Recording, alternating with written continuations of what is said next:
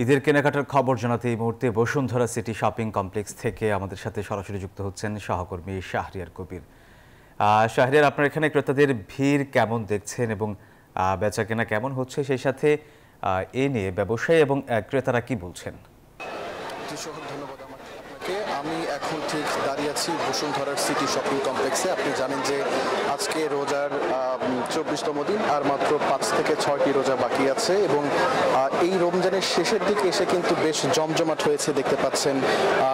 ক্রেতা চাহিদা কিন্তু বেশ তুঙ্গে এবং রমজানের এই শেষ কয়েকটা দিনে এসে কিন্তু ক্রেতা চাহিদা কিন্তু আরো বেড়েই চলেছে, এমনকি আমাদেরকে জানিয়েছেন দোকানিরা।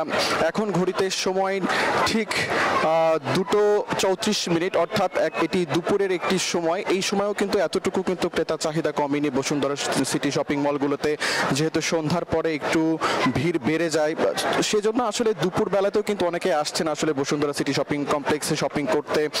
পাশাপাশি একটু জানিয়ে রাখতে চাই, এই ঈদ উপলক্ষে কিন্তু বিভিন্ন আউটলেটগুলোতে, বিভিন্ন ব্র্যান্ডের শপগুলোতে কিন্তু আসলে 20%, 30% ছাড়ে তারা পণ্য বিক্রি করছেন এবং গতানুগতিক প্রতি বছরের মতো কিন্তু এবারও আসলে বসুন্ধরা সিটি শপিং মলের যে কেনা বেচা সেটি কিন্তু জমে উঠেছে এবং ক্রেতারা আসলে আমাদেরকে যেমনটি জানিয়েছেন যে তারা একই ছাদের নিচে সব ধরনের পণ্য পেয়ে কিন্তু বেশ উচ্ছ্বাসিত প্রকাশ করেছেন।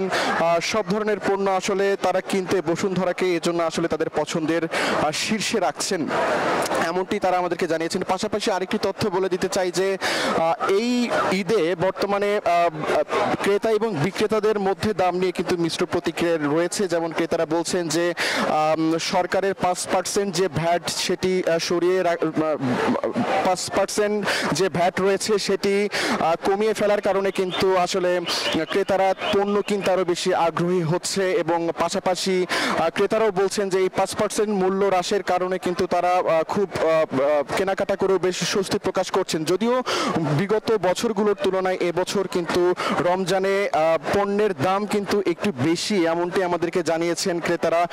পাশাপাশি এবারের ঈদে যদি একটু মেয়েদের কথা বলি, যে মেয়েদের যেসব ড্রেস রয়েছে সেগুলোর মধ্যে শীর্ষে রয়েছে পাকিস্তানি ড্রেস সহ নানা ধরনের সালোয়ার কামিজ। পাশাপাশি আমরা শাড়ি হাউসগুলোতে কথা বলেছি, তারা আমাদেরকে যেমনটি জানিয়েছেন যে শুধু সালোয়ার না, শাড়ির চাহিদাও কিন্তু রয়েছে আসলে এই চলতি ঈদে এবং তরুণীরা বেশ শাড়ির দিকে তারা আগ্রহী এবং কিছু বোরখা হাউসেও আমাদের কথা হয়েছে। চলতি ঈদে যেহেতু একটু সালোয়ার কামিজ বা শাড়ির প্রতি সবার চাহিদা একটু বেশি থাকে, সেজন্য কিন্তু আসলে বোরখা হাউসগুলোতে কিন্তু বোরখার চাহিদা কিন্তু এবার কম রয়েছে, এমনটি আমরা জানতে পেরেছি। পাশাপাশি কিডস জোনগুলোতে আমরা ঘুরেছি, কিডস জোনে যেটি দেখতে পেয়েছি যে প্রত্যেকটা অভিভাবকের মুখে আসলে ভিন্ন খুশির মাত্রা যুক্ত হয়েছে। এবার ঈদে তাদের সন্তানদেরকে কেউ 2টি কেউ 3টি এরকম ড্রেস তারা কিনে দিচ্ছেন। আমাদের সাথে কথা হয়েছে, তারা এমনটি জানিয়েছেন। যদিও শিশুদের কিডস কর্নারে যেসব জিনিসপত্র বা পোশাক আশাক রয়েছে সেগুলো কিন্তু একটু তুলনামূলক দাম বেশি, এমনটি কিন্তু আমাদেরকে জানিয়েছেন অভিভাবকরা। সেই সাথে একটু জানিয়ে রাখতে চাই যে আসলে ক্রেতারা কিন্তু প্রতিনিয়তই আসছেন এবং প্রতি বছরের মতোই কিন্তু এবার জমে উঠেছে বসুন্ধরা সিটি শপিং কমপ্লেক্সের এবারের ঈদ বাজার। যেহেতু আর খুবই অল্প সময় আছে, 5 থেকে 6 দিন পরে কিন্তু ঈদ উদযাপিত হবে, সেই জন্য কিন্তু আসলে শেষ মুহূর্তে কিন্তু আসলে জমে